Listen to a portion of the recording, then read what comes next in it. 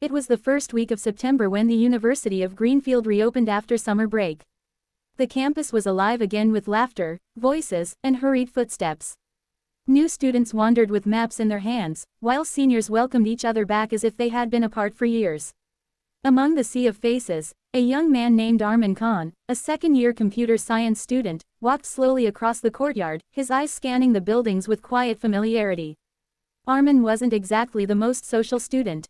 He preferred quiet corners of the library to the buzzing cafeteria, and coding assignments over small talk. Yet, there was always a sense that something was missing in his life, something beyond books and grades. That morning, destiny introduced itself to him in the form of Sarah Malik, a freshman with bright eyes and a shy smile. She had just joined the English literature department and was running late to her first class. Holding a notebook close to her chest, she sprinted across the corridor, her hair flying, until she collided, quite literally, into Arman, spilling his carefully stacked books. "Oh my God, I'm so sorry," she gasped, dropping to her knees to help him pick them up. Arman bent down too, his expression calm though his heart jumped strangely. "It's okay. Happens all the time," he said softly. Their hands touched briefly as both reached for the same book. Sarah looked up, her cheeks flushed. For a moment, the chaos of the hallway disappeared. There was only her nervous smile and his quiet gaze. "Thank you, I'm Sarah. First year," she said quickly, standing up. "Arman, second year," he replied, handing her the last notebook. That was it, a simple introduction, but it planted a seed neither of them recognized yet. Growing friendship. Over the next few weeks, Arman and Sarah began noticing each other more often. They had different majors, but the university library became their common ground. Sarah loved sitting in the literature section, scribbling poetry in her notebook. Arman usually stayed in the computer aisle, surrounded by programming guides. One evening, Sarah struggled with the library's old computer system, unable to find a book for her assignment. Arman, passing by, noticed her frustration. "Need help?" he asked. She looked up, half embarrassed. "Yes, this machine hates me." He chuckled. "It hates everyone. Here, let me show you." As he leaned closer to explain the catalog system, Sarah caught a faint whiff of his cologne. Something about his calm tone and patient manner made her feel oddly safe. "You're a lifesaver," she said once he found the book. "Not really. Just good with machines." He smiled, a rare sight that warmed her. From then on, small conversations turned into longer ones. They discovered they both loved coffee, both hated early morning lectures, and both dreamed of traveling someday, Sarah to Paris, Arman to Tokyo. Their friendship bloomed quietly, like a secret garden on campus. Small misunderstandings. Of course, nothing grows without storms. One afternoon, Sarah saw Arman sitting in the cafeteria with a girl from his class, laughing freely. A strange ache filled her chest. She didn't understand why. After all, they were just friends, weren't they?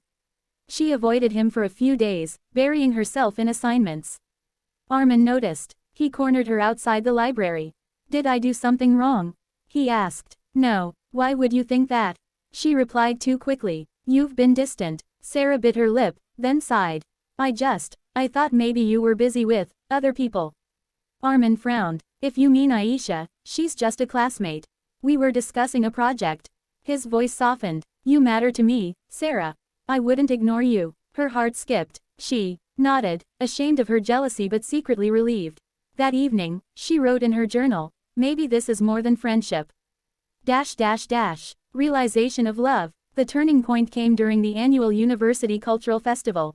The campus was decorated with fairy lights, music echoed from the auditorium, and students moved around in colorful dresses. Sarah was part of a poetry recitation event. Nervous, she stood backstage clutching her paper.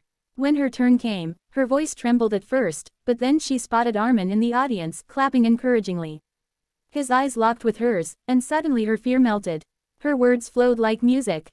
"Love is not thunder, but a whisper, not a storm, but a steady rain." The audience applauded, but it was Arman's quiet, proud smile that etched itself into her soul.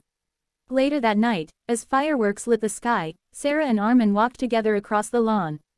"You were amazing," he said sincerely. "It was easier because you were there," she admitted. Their silence carried unspoken truths. For the first time, both realized what they felt was not ordinary friendship. Confession. Weeks passed, their bond deepening.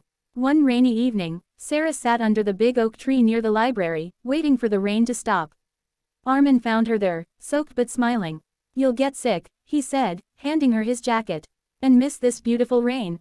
"Never." She laughed. He sat beside her, both watching droplets dance on the ground. The world seemed hushed, wrapped in silver mist. Armin took a deep breath. His heart raced, but he knew silence would no longer do. "Sarah," he said softly, "I don't know when it happened. Maybe that first day in the hallway, or the library, or when you read your poem. But I know this, I don't just want to be your friend. I love you." Sarah froze, her breath caught between surprise and joy. For weeks, she had wrestled with the same feelings. Now, hearing them aloud felt like music. Tears brimmed in her eyes as she whispered, "I love you too, Armin. I think I always did." The rain fell harder, but they didn't care. Under the oak tree, two souls finally found home in each other. Happy ending. Their relationship blossomed beautifully. They studied together, encouraged each other, fought over silly things but always made up. Armin became more open, Sarah more confident. Friends noticed the glow on their faces whenever they were together. By the end of the academic year, as Sarah received an award for her writing and Armin secured an internship, they stood on the campus lawn where it had all begun. "Do you ever think about the day we first met?" Sarah asked. Armin smiled, brushing a strand of hair from her face. "Every day. If you hadn't bumped into me, I might still be wandering alone. And if you hadn't helped me with that stupid library computer, I might still be lost." They laughed, holding hands. The campus buzzed around them, but their world was complete in each other's eyes. As the sun dipped low, casting golden light across the university grounds, Armin whispered, "This is just the beginning, Sarah." She leaned her head on his shoulder. "Yes, our beginning." And with that, their story of friendship, misunderstandings, laughter, and love sealed itself, not in thunder or storm, but in the steady rhythm of two hearts finally beating together.